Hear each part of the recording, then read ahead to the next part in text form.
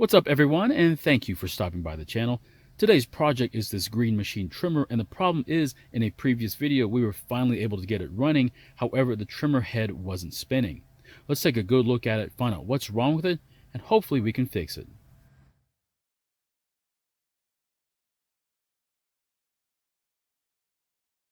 In this video we try and repair this trimmer. However, it may not be the exact repair that you need to make to yours. We'll explore other options later in the video. In this video series, we try and get this vintage trimmer running again, but the biggest problem has been finding parts for it, and if I happen to find the parts, they were incredibly expensive.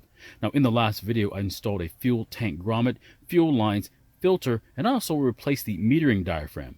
After getting it started, it was running great. However, the trimmer head wasn't spinning, so I'm going to try and diagnose the problem. Now, this is a very rare trimmer, so I really want to get this thing running again. However, if it turns out to be a money pit, this just may end up on the wall as decoration. There's still fuel in the tank, so let's start it up and take a look at the problem.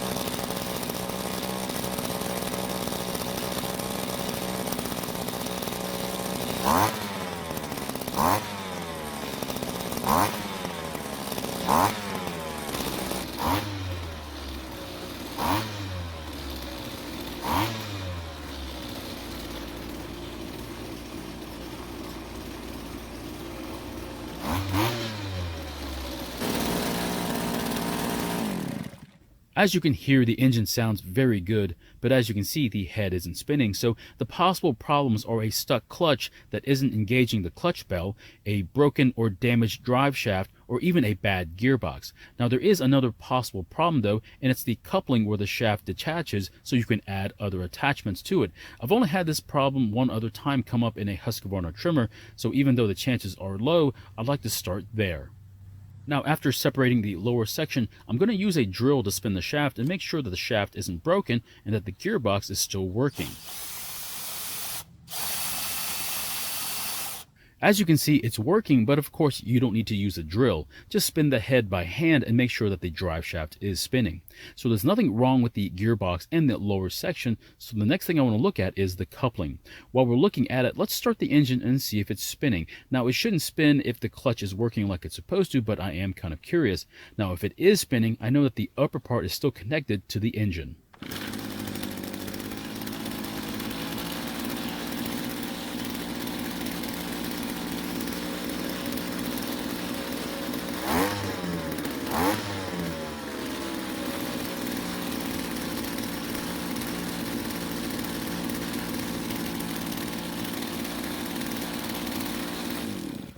So since this part of the drive shaft is spinning, it means the clutch is engaged. Now, more than likely, it's because the engine idle is set too high, probably by the previous owner.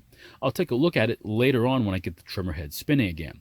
The next thing I want to do is look at the drive shaft and see if there's enough there to actually mate up with the coupling.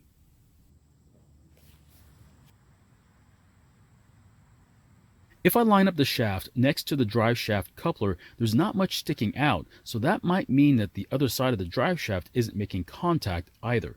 Now, to check that out, I'm going to remove the coupler and see how much is sticking out away from the shaft on the other side.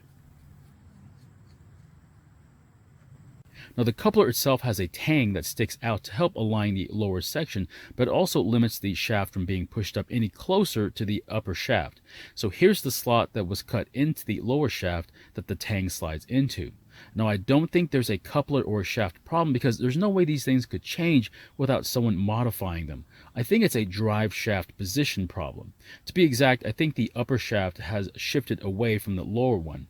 I'm pretty sure it should be sticking out a little further so it can make contact with the lower part. As is, I don't think they're making contact right now. Now, I want to remove the shaft from the engine cover and see how much is sticking out and see if it is adjustable. If it is, I think I can reposition it so it makes more contact towards the coupling side. So this is the back side of the clutch bell where the drive shaft goes in. If I stick a screwdriver in there, I can see it's quite deep, which is a little surprising. I wouldn't think it needed at most half of that length. I think the drive shaft was accidentally pushed in all the way and it's not making contact on the other end now. Now, if you take a look at the end of the drive shaft, there is a push-on locking washer. Now, this is to keep the drive shaft from falling out of the other end when you split the shaft. I think I can just push on the drive shaft and the washer will move on the drive shaft so I can adjust the resting position. I'll just push it back about 3/4 of an inch and see what that looks like on the other end, which was pretty much flush to begin with. Well, it's definitely moved out some, but I don't want to push any more out. What I'm thinking about doing is adjusting the lower drive shaft so it comes out a little bit more as well.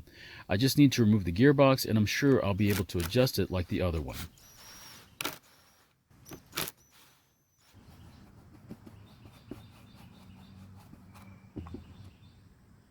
Now, there doesn't seem to be a push-on lock washer on the other end, which makes sense as they probably don't expect the gearbox to be removed anyway.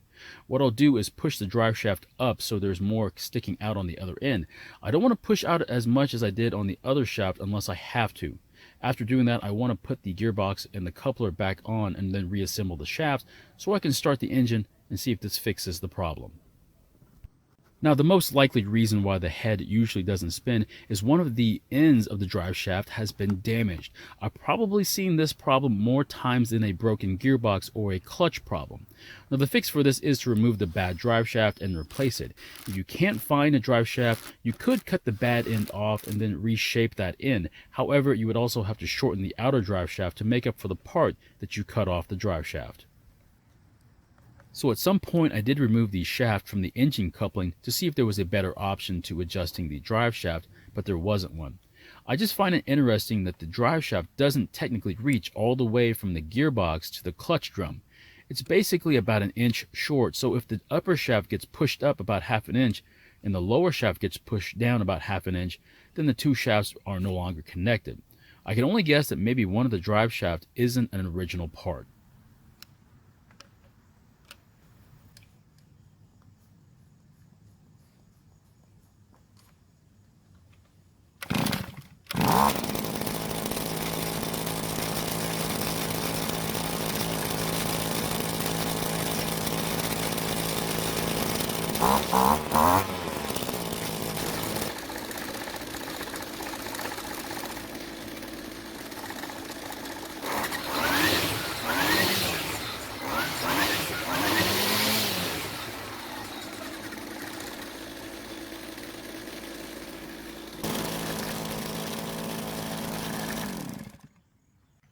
As you can see, the head is spinning now, which is great news, but there's some driveline vibration, which goes away when I squeeze the trigger. I'm pretty sure it's because the driveline has play at the gearbox and the clutch drum. Now, the head doesn't want to stop spinning either, but I think it's because the idle is set too high, so I'll turn it down and see if it stops spinning.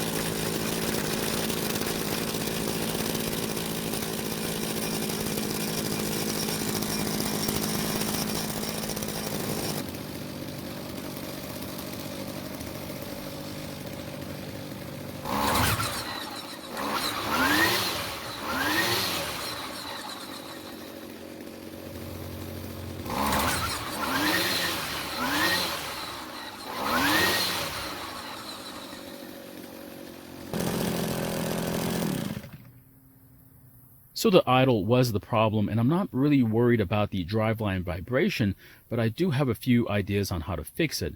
At least I can use it now, but I do have some other concerns about this trimmer. One is a strange fuel leak that I've never had to deal with before, but I'll save that for another video.